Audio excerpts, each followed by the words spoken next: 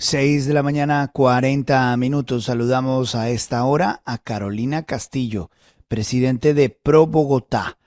Señora Castillo, gracias por acompañarnos. Buenos días. Luis Carlos, buenos días y a toda la mesa de trabajo. Quiero preguntarle primero si desde Pro Bogotá se ve jurídicamente posible cambiar las condiciones de la construcción del metro de Bogotá. Luis Carlos, en Colombia hay una tradición de cumplimiento de los contratos. Es el principio denominado pacta sunt servanda. Y nosotros advertimos con gran preocupación las manifestaciones del gobierno nacional en el sentido de solicitar una modificación del contrato de la primera línea del metro sin ninguna justificación técnica. La ley 80 y el contrato mismo establece cuáles son las características para poder dar lugar a una modificación del contrato.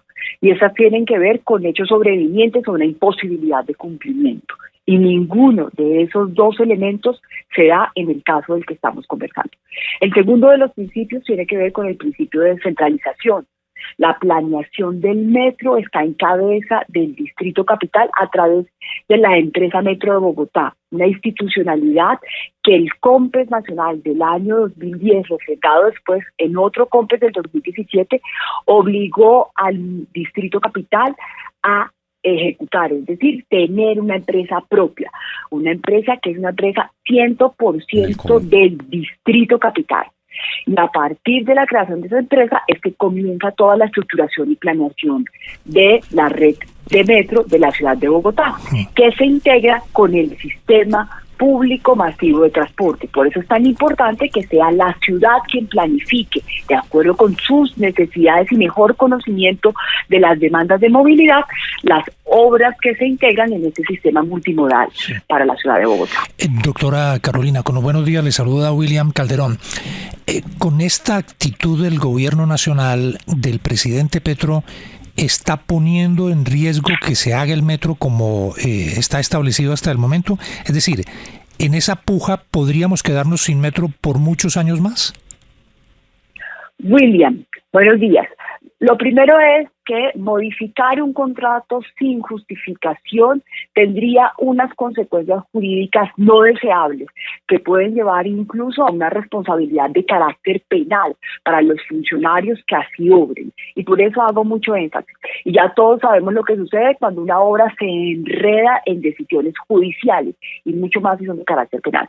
Así que no hay soporte técnico para la modificación. Lo que nos están proponiendo es una obra que vale más, entre 8 y 17 billones de pesos más, que se demoraría mucho más su ejecución. Nos dicen que ya no estaría entregada en el 2028, sino hasta el 2035, afectando gravemente la calidad de vida y el acceso al servicio de transporte de los capitalinos.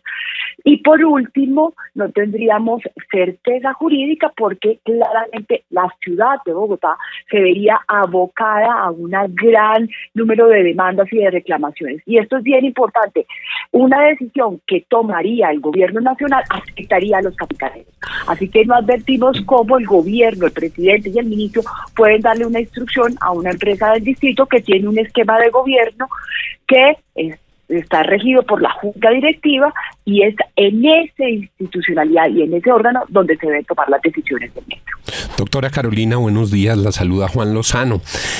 Supongamos que ante la contundencia de los argumentos jurídicos, la Nación sigue cumpliendo los contratos ya firmados y los acuerdos de financiación ya firmados. Y ante la contundencia de la indignación colectiva que se ha levantado por el chantaje, en el tema particular de ese contrato bajan la guardia, pero se le cierra el chorro a Bogotá para la financiación de otras obras. Le quiero preguntar por esas otras obras. ¿Cuáles son las otras obras a las que no se les debería permitir que entraran en el bazar de los chantajes? Cumplen el metro, pero entonces, ¿qué? ¿Nos quedamos sin el Regiotram o sin los cables elevados? ¿Cuáles son desde Pro Bogotá las que a usted le parecen más críticas para defender en este paquete de financiación? Juan, todas, porque el COMPES establece un sistema que es necesario e integral para que funcione, y esto es segunda línea del metro, Azúa y Engativá, Yo aquí quiero hacer énfasis en que son 2.2 millones de bogotanos los que quedarían en la peor condición de movilidad, sujetos al trancón, indeterminados. Hoy, si la obra se contratara como está planteado, su solución de movilidad tan solo les llegaría al 2035. Y lo que el gobierno les está diciendo es que los va a condenar a quedarse en el trancón por muchos años más. Las siguientes son el tren de cercanías, particularmente el Regiotram del Norte, el borde occidental de la calle 13, que es estructural para la movilidad de la logística de Bogotá. Por ahí entra el 18% de la logística de Bogotá, la extensión de la troncal, la avenida Ciudad de Cali, y los 3 cables que son San Cristóbal Juan Rey, Ciudadela Sucre y el cable Potosí Sierra Morena. Y aquí, Juan, quiero hacer un llamado bien especial al gobierno nacional. Son las comunidades de Bogotá que viven en la periferia las que más afectadas se verían. Son las poblaciones de menores ingresos que tienen mucha más dificultad para acceder al transporte público, para llegar a su trabajo, para ir al médico, para ir a sus colegios, a quienes estamos sometiendo a peores condiciones de vida si decidimos que esas obras no se cofinancien.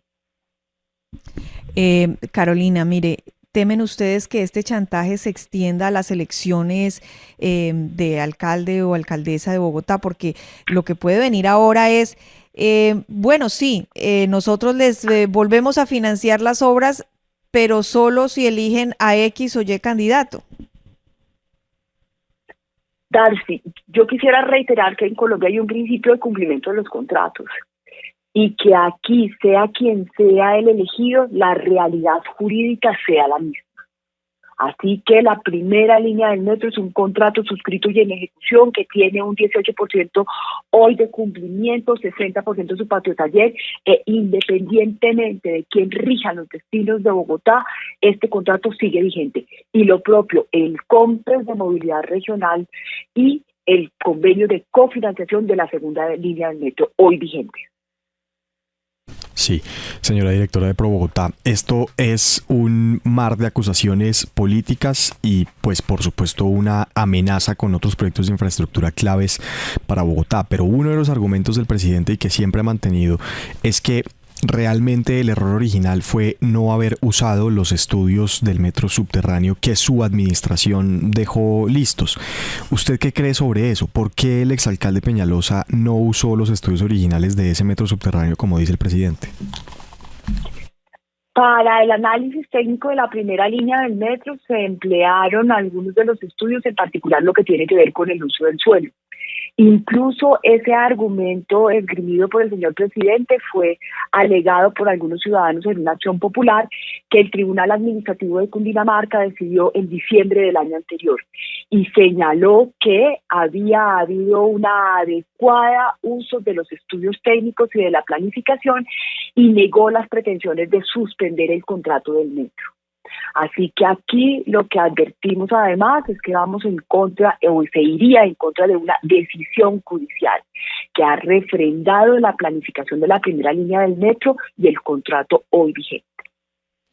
Son las 6 de la mañana, 49 minutos. Grave, muy grave lo que está pasando con el tema del metro de Bogotá, el chantaje que está planteando el gobierno nacional.